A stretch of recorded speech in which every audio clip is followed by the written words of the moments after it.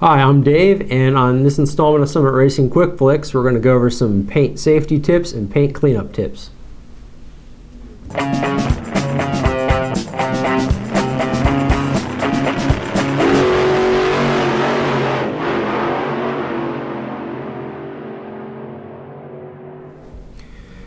First and foremost, it kind of goes without saying, but we're going to say it anyway. Read all your instruction sheets, text sheets, warning labels, anything like that, any literature that comes with your paint and paint materials. Not only will it help you stay safe, but it'll help with the paint application process. You might just learn something about how your paint system works.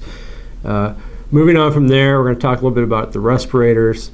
Generally, in a perfect world, you'd use a supplied air system, but at-home painters a lot of times aren't going to go to that length. They may stick with just a respirator mask like this one here. And the key to that is making sure that the filter is working and clean enough to keep you safe from breathing in all those fumes. And how often to change those filters, there's a lot of debate out there. Most places recommend, at the beginning of each workday, if you're in a shop, you change out those filters and start with a new one.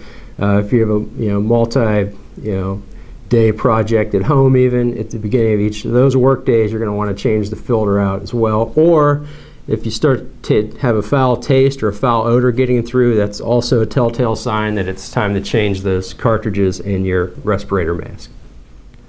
One more thought on air respirators, and that is we often hear people say they don't need an air respirator because they're using a paint that doesn't have isocyanates in it. They're using a two-part urethane or a self-etching primer or base coat that doesn't have isos in it. And that's really false because the air respirator is also protecting you from the solvents that are in all paints. You don't want to breathe any of those in, therefore you should always use an air respirator. Piggybacking onto that, you also do not want to have those solvents absorb into your skin, so we would recommend the use of nitrile gloves, not latex gloves.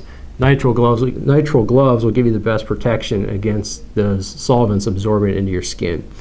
Along those same lines, if you can, we would recommend using a chute suit or a head sock to keep your skin covered as much as possible. For the same reason, you don't want those solvents going into your skin, but also it's going to protect your paint job from having sweat dripping from your body, carrying dander or anything else in that sweat onto your paint. It's really going to ruin your paint job. So it's twofold reason for that. You're going to want the chute suit and head sock if possible to protect your skin and to protect your paint job.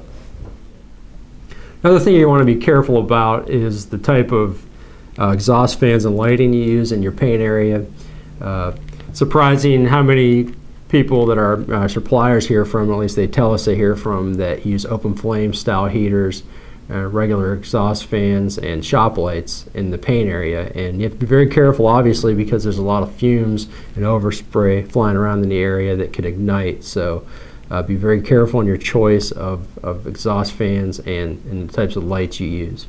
Another thing you want to be careful about when you are using your exhaust fan is after you spray that last cup of clear coat, you're going to want to make sure you leave that exhaust fan on a little bit afterwards. We hear from a lot of people that turn those exhaust fans off once they're done spraying. But again, you've got a lot of overspray and fumes flying around in the paint area. You need to give that time to air out. All right, now a few tips on proper cleanup, specifically of your spray gun. A lot of guys will take some solvent, shoot it through the spray gun into a pile of rags, and they're done. Maybe they'll, obviously clean out the spray cups, the cup on the spray gun, but they won't get the underside of the cap. They're just not very thorough, and that might save you some time now, but in the long run, you may run into some problems, some aggravations, because you'll have gunk in there. You have to do the cleaning later. You could run into some problems with corrosion within your gun. So take the time to do the necessary cleanup, and that means you might want to break down the gun, clean out the fluid passages carefully, remove the fluid needle, unscrew the spray gun cups, clean those out, get that underside of that lid I mentioned, make sure it's nice and clean. Don't, whatever you do, soak the spray gun or immerse it in solvents though. That's the one no-no, because you do not want that solvent getting into the air passages within the spray gun. By the same token, people often ask us about using spray gun cleaning machines. Most manufacturers will say that's fine, but you're going to want to cap off that air passage. You don't want those solvents getting in there. You don't want any fluids getting into the air passages. Make sure that the head of the spray gun is also down within the spray gun cleaning machine. A few other tips for cleaning up afterwards, after you're done with your paint job. Get those solvent-soaked rags up as quickly as possible.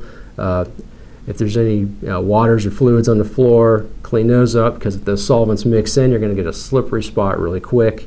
If you're using, or if you're cleaning up afterwards, make sure you leave your nitrile gloves on. You're still dealing with those solvents. Don't want those to soak through your skin, into your skin.